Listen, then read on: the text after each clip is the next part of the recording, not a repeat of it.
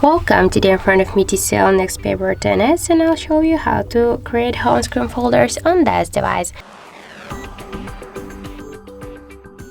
So to do that, we should first hold for a while the application and drag this app to another one. And now we have created here the new unnamed folder. By the same way, we can add here more and more applications. If you wanna rename the folder, just click here to name and enter the new one. For example, let's enter the apps. So now we can see that our folder just renamed successfully.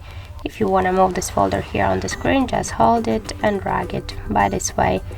And just to move folder between the screens, that's also not a problem. Just hold it and drag it.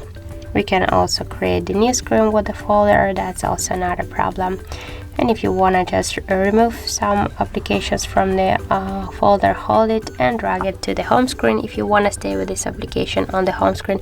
But if you want to remove this application from the home screen and from the folder, just hold it and drag it here to remove icon. But don't worry, you will stay with this application here in the apps menu. So that's it. Thank you for watching, and if you find this video helpful, don't forget to leave a like, comment and to subscribe our channel.